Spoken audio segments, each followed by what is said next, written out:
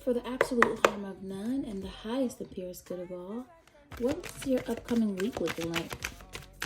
What's the upcoming week looking like for this collective? Oh, thank you. Y'all see that pop out? Anything else? Oh, thank you. Not this one. Heard. Thank you. Thank you. Let's go ahead and lay these bad boys out. Strength in the reverse. High Priestess, Six of Cups, King of Pentacles, and the Six of Wands in the reverse. So immediately I'm hearing, you remember when Tinashe said, you are the prize. I'm hearing you are the star. So that could be significant, okay? Basically what I'm saying is that a lot of you are kind of sitting in this place of nostalgia, and even though the Six of Cups is typically like a very fond memory card, familiarity, it can be comfort. The energy that I'm getting is that you're allowing yourself to sit back and reflect on old versions of yourselves that no longer align with what you're developing into now. And by doing that, you tend to break all of this confidence that you built, and you leave those memories with a lack of confidence, like this sense of inadequacy in regards to what you're achieving now. Because those feelings, those emotions are so raw, and what you had to go through and what you learned during that time period, the tendencies you gained, the habits that you formed, it really did a number on you, baby. I'm not gonna lie. And I see that you're in this place now where you embody this high priestess energy. You lean into your intuition. You've expanded your spirituality, and you allow yourself to tap into that higher power and allow it to govern you and guide you on this journey. And it's so much more evolved than this version of yourself that you see when you look back into these memories. You've unlearned so many of the things that were holding you back, and now you're being asked to release the energy that's attached to it. You're looking at this past version of yourself, and you're refeeling everything that you went through. And that's what's causing this lack of confidence or this self-doubt in what you're able to do now. But you must remember, this person and this person, two completely different people. And the longer you sit in what you used to be, the more you fear this Six of Wands in the reverse energy, this failure, right? This lack of achievement. But that has nothing to do with where you're headed, baby. By embodying this high priestess and continuing to remind yourself of the dualities that you've mastered, the lightness and darkness that you found balance in, your ability to listen to yourself, understand your intuition, and use it to discern the situations that you end up being a part of, it's leading to stability.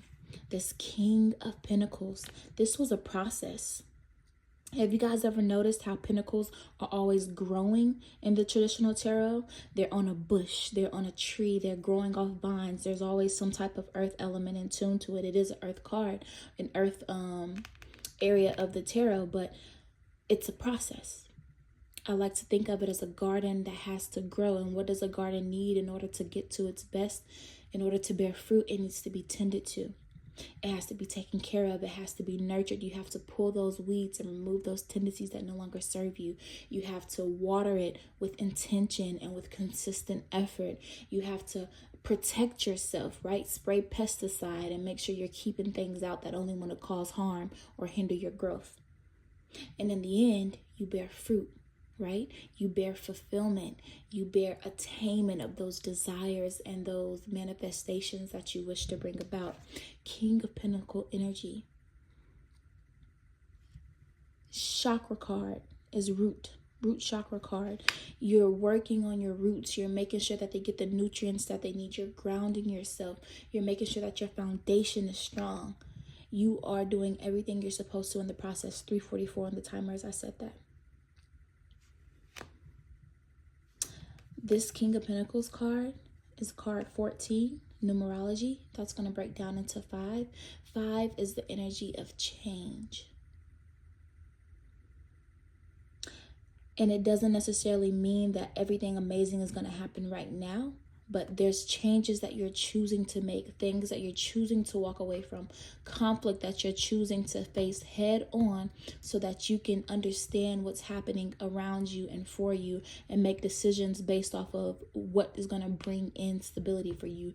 You're making changes that are needed for your desires, or you are seeing changes as a result of your efforts. But transformation is really important for this collective. So if you resonate, just remember who the fuck you are. Plain and simple. Let's take a quick look. 4:44 on the timer as I say this. But the Emperor. You are stable. Okay? You are stable and protected. You are in control. You are disciplined. And you are tending to your garden and preparing to reap all the harvest for it. I don't have anything else to say, but I'm going to get you guys an oracle card anyway, just because, you know. I didn't get to talk to my babies over the weekend. Oracle card. Be mindful of how you feel yourself.